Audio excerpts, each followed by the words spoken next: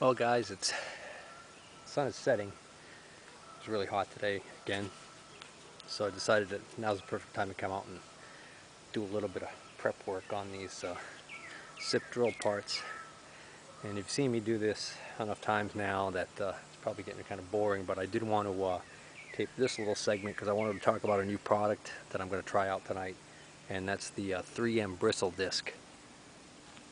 I'm actually going to give the credit to Jody over on his YouTube page, Welding Tips and Tricks. Saw an episode of his and he was trying out one of these, and I said, well, I got to try it. So I called somebody I know over at 3M who knows I love to try out new tools and asked some. And this is what this basically looks like. It looks surprisingly, I mean, to be honest with you, it looks surprisingly cheesy. But here's the thing. They actually, from what Jody was saying, perform really well. Good for taking off mill scale, light rust, and apparently even paint. Now there are more than one grade of these, and these, because they're brown, would indicate one grade, and I think the other one's a green. I think there's only two out there right now. So these right here are the 33054s, 36 grade, 4.5 inch diameter by a 5/8 inch, I guess, arbor. And maximum RPM is 12,000 RPM, which is perfect for your angle grinders. Installation couldn't be any easier, just like my wire wheel cup. Threads right on.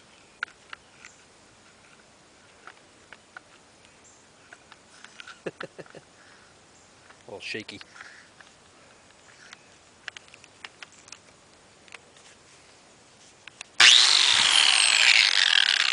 Let's give that a try.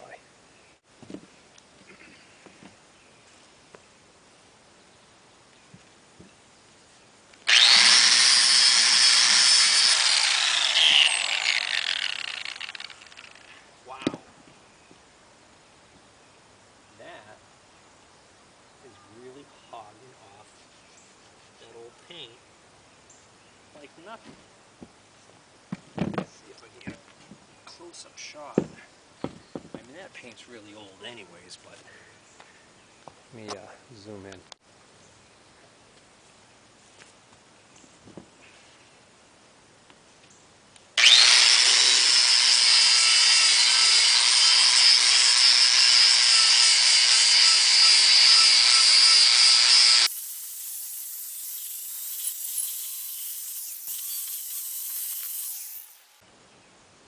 That's what it looks like after that much work. The other nice thing about these things is they're really soft. I could touch these with my bare hand. I'll show you. Now you're not going to do that with a wire wheel cup unless you feel like having, metal sticking in your hand. And I'm not going to do it, but I'd be willing to bet that if I did an accidental, while it was still spinning down, if I did an accidental brush up against here, I'm probably going to not tear right through my pants like a wire wheel cup would and into my skin. So I did notice a few of these outer bristles did snap off, but that's going to be a high velocity little piece of plastic as opposed to a wire strand that goes flying. So my initial thoughts are I like them. We'll see how they hold up.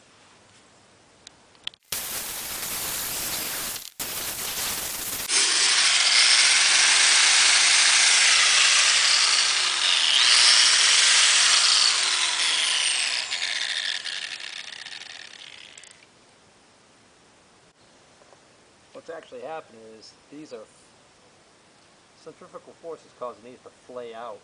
and come into contact with my guard right here. That's what those sparks are.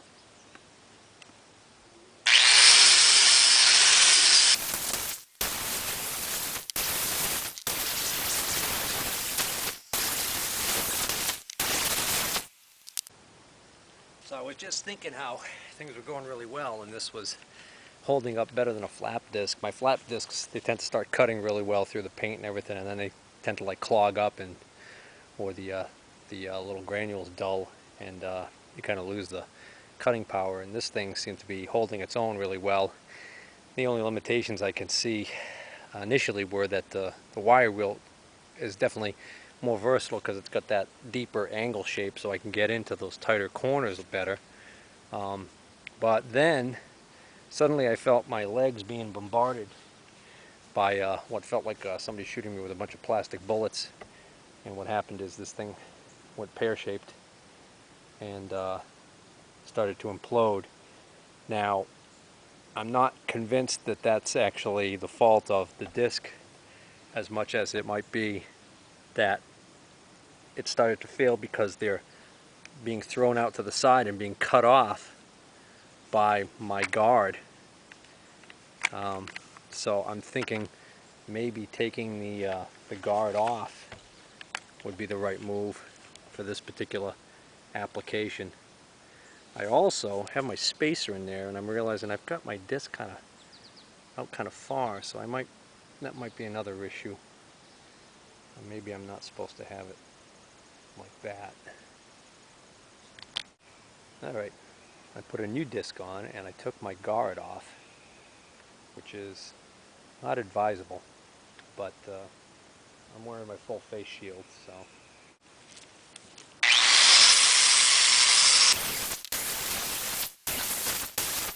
Alright, well, it ain't the guard. This one just blew up on me too. And I think what happens is when you get on a sharp edge, I think you've got to stay on a flat surface like this. Unlike the wire wheel, you can't like decide to just go and tilt it and go over a side. Because I think that's where what's happening is when you're doing that, it's hitting these things, and that's what's shearing. So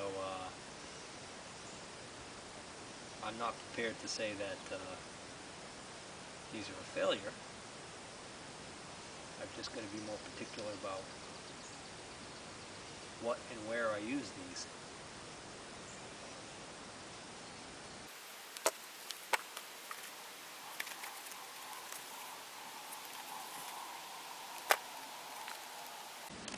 This says read safety insert right on the box. There's nothing in here.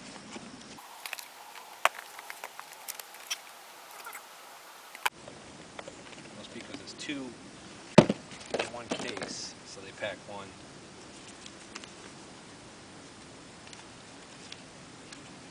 Coated abrasive fiber disc. It says, warning, product can break apart during use and cause injury if damaged or run too fast. Always wear protection for eyes, face, hands, and body. Exceeding maximum operating speed can cause discs or backup pad to break apart. Always use proper. Well, my grinder's 10,000 RPM. Says so right there on the specs. These been on the disc itself, but somewhere I remember just seeing it there. Right on the disc it says 12,000 RPM. So I'm not spinning them too fast. That's not the explanation.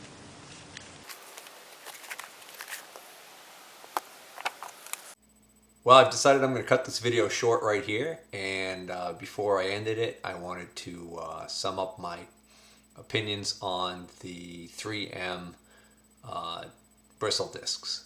I would say that all in all, I think the bristle discs are excellent, provided that they're used on flat surfaces or surfaces that have more rounded corners.